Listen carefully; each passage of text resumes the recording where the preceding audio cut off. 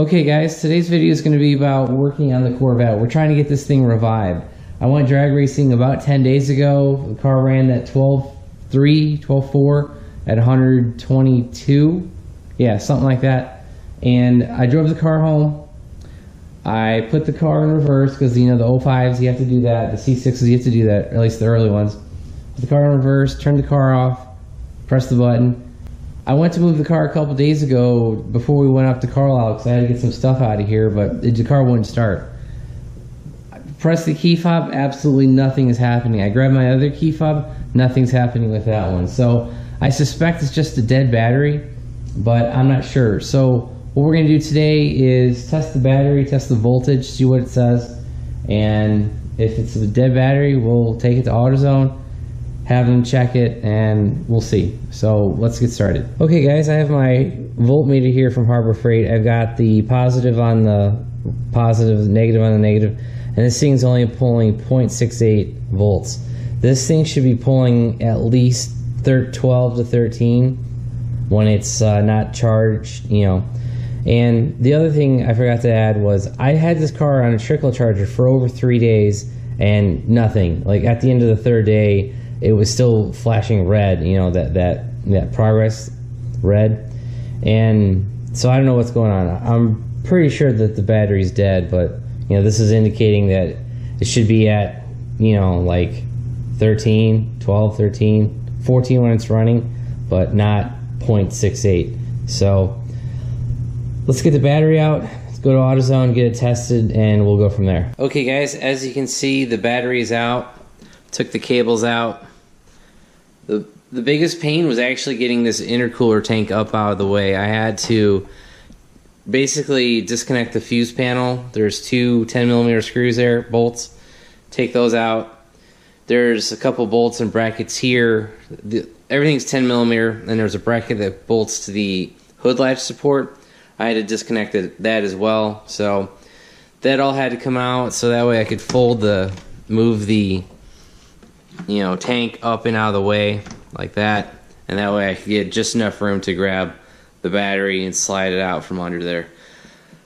I really actually dislike that tank location, but unless I move the battery to the trunk, I really can't do anything else there. So just a quick update.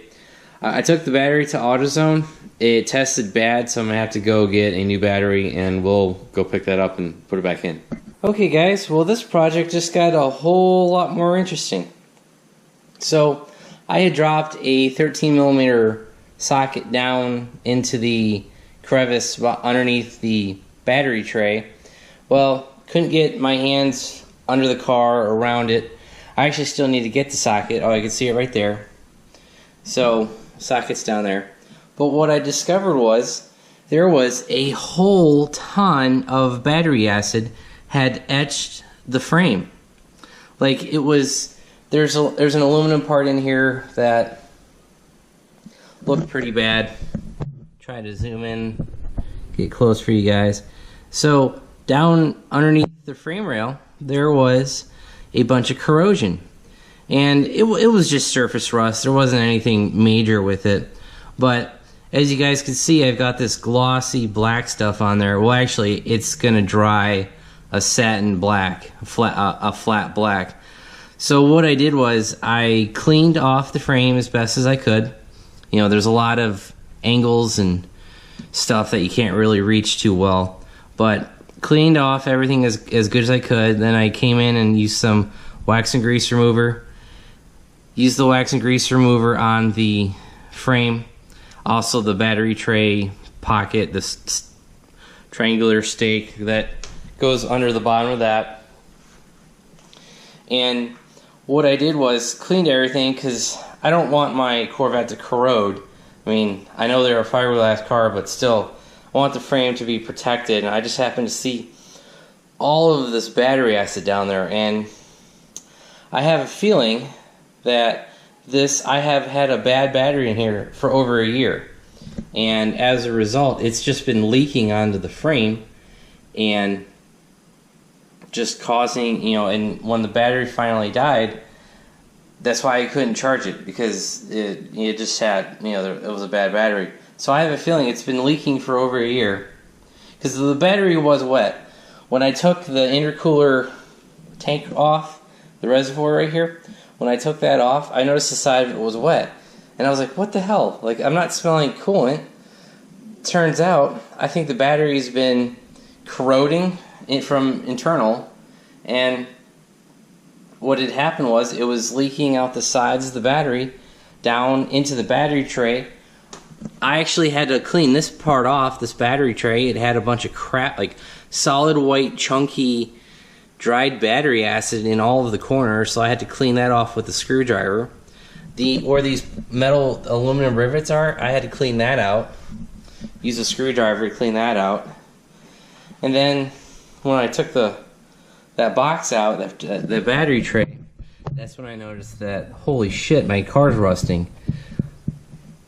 I mean, it's not really rusting. It just, you know, it had a bad surface rust on it. And I was like, well, that's messed up. This car's only, I guess it's 12 years old now, but, you know, the car is pretty old. This car never sees snow, doesn't see salt.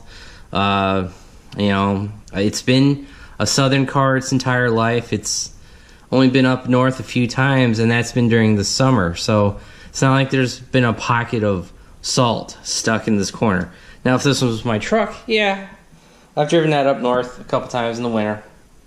But no, this is a Corvette. This is a, you know, summer only car, and I was kind of weirded out by what I saw. So after I cleaned off the frame, I grabbed my gallon of paint. This is Rust Barrier by Duplicolor.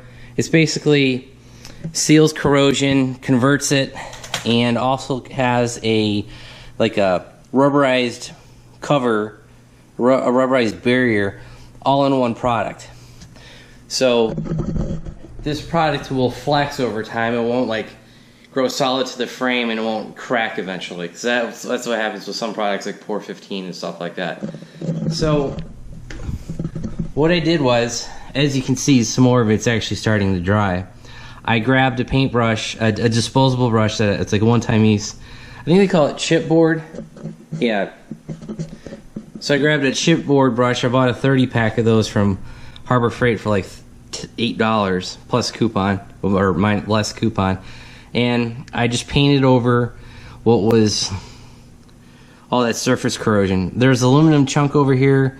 Painted over that. Probably didn't need it, but this frame rail was like brown with rust underneath all of that white, dried up battery acid.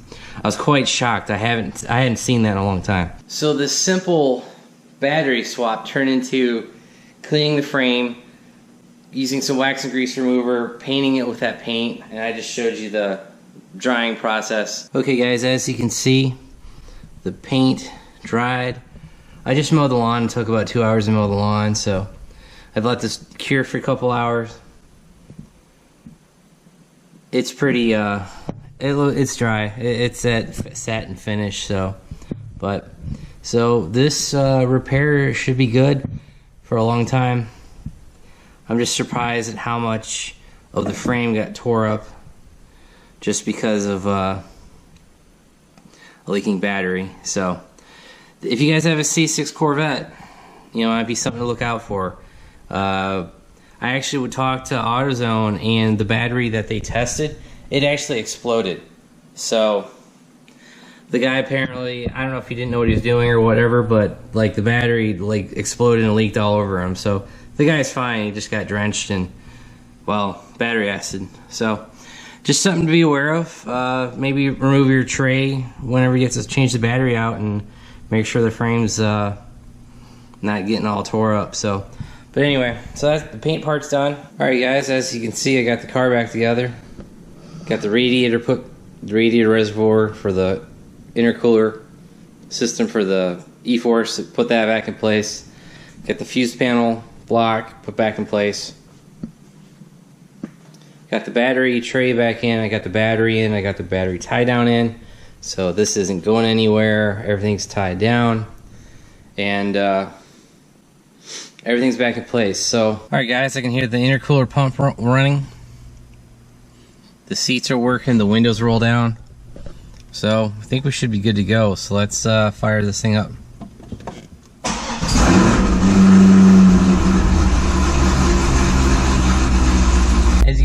see, there's no check engine lights. The engine's revving just fine. There's no hesitation. We've got over probably 14 volts in the battery. Glad this was pretty simple. Okay guys, I actually found out what killed the car. After I finished filming last night, I had recorded more, but the clip was too dark so you couldn't see me. So I was just having me outside and I heard this clicking. I heard this like something click inside the body, and come to find out, when I went drag racing like 10 days ago, I had moved the front seat all the way forward so that I could get the drag radio, and I had wrapped in moving blankets, so I could get the drag radio wedged between the dashboard and the seat so that it wouldn't roll, you know, when I hit the brakes. Well, when I pushed the seat back and you know, took the wheel out of the car, the Corvette, because I had reupholstered the seats like 4 or 5 years ago, when I reupholstered the seats, I put extra thick foam in there. So sometimes the button sticks on the seat selector, you know, when you move it back. So what had happened was the seat had pushed all the way back, but that button was still pushed all the way back. So it kept trying to move the seat. And I was hearing this click, click, click.